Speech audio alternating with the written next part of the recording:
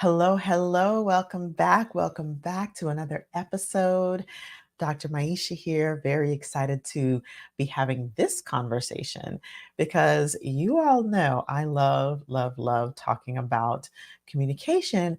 And if you have heard any of my talks, if you've listened to my podcast in the past, if you've listened to any of my lives or follow me on social media, you know I am always talking about that 7%, right? Words are only 7% of our communication. And I have said time and time again that there's another whole 93% that we're missing when we focus only on the words that someone is speaking. And often I talk about this in the context of listening. And so today I want to dig a little bit deeper into that and talk about the impact. What most people don't understand is that there is an impact when we're unaware of what we're communicating with that 93%. And for those of you who may not know, that 93%, it comprises of our facial expressions, of our tone of voice, the velocity, the volume of which we speak, the timbre of our voice. It is comprised of our body language and even some of the micro expressions that our brain can detect, but maybe our conscious eyes don't detect on a regular basis when we're interacting with people. So I think it's important to understand that that 93% is just as important, if not more important, than the words that are coming out of our mouth. And I'm going to tell you why in a moment. But what I want to share is that when we're interacting with people, and of course, when we're digitally conversing by email, by text, that whole 93% gets lost, which is why sometimes you'll hear me say that text communication is not um, text communication is not comprehensive communication. That's what I want to say. Is not total communication, right? And so when we are interacting with people, whether it's on a screen, whether we're talking on the phone, whether we're face to face, the nonverbal cues that we are giving off actually get registered before the verbal cues oftentimes. And in my trainings that I do, and especially in the coach trainings when I'm teaching the nuances of how to listen to and how to communicate nonverbally, we actually do an exercise where there is no talking, but there is communication inside of that talking, and you get to experience in the body what that feels like.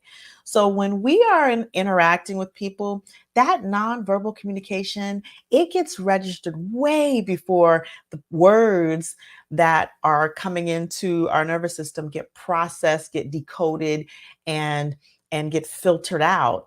So it's important to understand that, because one of the big things that can happen in communication that can sabotage effective communication is when our nonverbal cues do not match our verbal cues. So congruence is a thing or incongruence in communication is a thing that the brain can detect unconsciously before one can detect it consciously. So I don't know if you've ever been in conversation with someone, been talking with someone, and they might be saying all the right things, but you get this sort of weird, funny feeling inside, and you can't put your finger on it, but that feeling's like, something's off about this communication, or something's off about the way this person is interacting with me. And we might call it an intuition, or we might call it a gut feeling. But what it really is, it's the unconscious mind actually detecting incongruence. And so when you detect incongruence in another person, oftentimes that can set off your internal threat detection alarms, and it can create that discomfort. And then it's hard to fully listen to somebody when your walls are up, when you're armored up. Similarly, you may be putting off incongruent communication as well. So, how then do you project the congruence of your insides and your outsides, if that makes sense? how do you make your body language match the words that you're saying and the intention of what you're trying to communicate? Because sometimes we're unaware that what we're portraying, what we're displaying, may be incongruent with what our intention is or with the words that we're speaking that are coming out of our mouth. And sometimes we are communicating from an incongruent place. So, one of the first ways that you can begin to create congruence in your communication is to make sure that you're communicating from an authentic place, right? Sometimes we say yes when we mean to say no. Sometimes we're biting our tongue and we're holding back. Sometimes we don't even know what we want. We're just communicating based on what we think another wants to hear. And that incongruence can get picked up and detected by another. So I say that, in the first place to start is understanding, what are my values? What is important to me? What do I intend to communicate in this interaction? The second is to be authentic in that. Even if you have to pause, even if you have to take a moment. One of the things that can happen in this society is that we get rushed into communication before we're ready to speak or before we're ready to interact. And one of the skills that can happen when you begin to be grounded and understand how effective communication really works, and when you begin to be confident and understand your own values and what's important to you and listen a different way, is to slow yourself down and to to take control of the pace and to drive the pace of the conversation. And so when someone asks you a question, oftentimes in society, we're compelled to answer quickly. That's conditioning. If someone asks you a question and you need to think about it, and this especially is the case for my fellow introverts, you can take a moment to say, I'm thinking about it. So you can cultivate an answer that feels congruent with what you're actually feeling rather than trying to muddle your way through it. That makes sense. And so even if you're a person who normally answers quickly or a person who normally says yes, I would recommend practicing a pause, practicing taking a breath. And that allows your nonverbal communication to catch up with what's about to come out of your mouth so that you can communicate more congruently in the space. Okay. So that's the first place that I would start. Now, the second place is to actually watch yourself, watch your communication, maybe do a little mirror work. And I know that for some people that sounds contrived, but if you are finding that when you're communicating and your intention to communicate is one way, and maybe it's received another way, and that's consistently across the board, across demographics, across family members contexts, right? This is not just you're communicating to someone who may be fragile and and then they misinterpret the communication. But if you're communicating and you're noticing there's a consistent um, misunderstanding, I would do some mirror work. I would record yourself and see if there's something in the way that your facial expression or something in the way that your body language is communicating that's incongruent with your authentic self. Now notice I'm saying incongruent because there's not a right way to be or a wrong way to be. I'm not suggesting that you should communicate and you should look a certain way when you're communicating. What I'm suggesting is, if there's congruence of intention and your body language and your words, then the message comes across. The heart of the message comes across. And then if it's received the wrong way, we can open up the conversation for clarification. This is what I'm saying, and I hope this makes sense. And so, an example of this is I was in the car and I was talking to my son, and I was talking very passionately about a subject. Right now, my son in the back seat, could only see the back of me and could only hear the tone of my voice. And so at some point he said, "Mommy, are you upset with me?"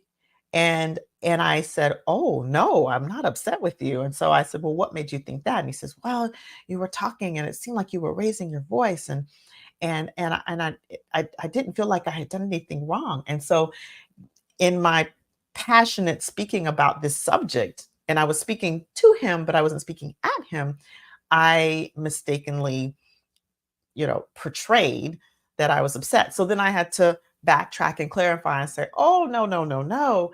I'm not upset with you. I think I was just passionately speaking and that made my voice raise. And so, no, I'm absolutely not mad. I'm absolutely not upset. And I apologize that it came off that way." And he was like, "Oh, okay." And then we were good. Right. So that's like a on the court example of how sometimes there wasn't congruence because there was an unawareness that once I got into the emotion, there was an awareness of the way it was coming off with my son, even though I was speaking from an authentic place. So this is very nuanced, and these are some of the things that I teach when I do workshops on communication, when I do full trainings, and in my communication that transforms course, online training that I have. These are some of the nuances, and we go much, much, much deeper in this setting. But the thing that I want you to take away is that it's the incongruence, and this is just one of the things, right? This is just one of the impacts that can happen when we're unaware of the 93% that we're communicating. Now on the flip side, if we are unaware of the 93% of the nonverbal language that's being communicated to us, then we can totally miss a message and misinterpret a message. And it's useful if we are bristled or if we receive something a particular way that doesn't land to ask for clarification. This is how that landed. Is that what you intended? Right. And so it's the congruence with which someone speaks. That's one of the things, the congruence with which one speaks, that gets picked up by the brain and gives us that spidey sense or that intuitive feel that something is off, or gives us the intuitive click of congruence that has us lean in to communication and has the intention be transmitted, or the energy of the communication be like effectively transmitted to the person who's listening. So what do you do with this? What do you do with this information? You practice. Here's what I want you to do. I want you to go out into your communication, into your social circles, whether it's your household, into your leadership circles, and I want you to start, as you listen to words that are coming out of a person's mouth, also watch their body language, watch their facial expressions, watch and do this consciously, because there may be some people saying, "Well, I already do this naturally. I already am picking up nonverbal signals." But I want you to be very intentional about doing that. Notice what you can notice about someone's facial expression and the congruence with what's coming out of their mouth. Notice what you can notice about someone's tone of voice and the words that they're speaking.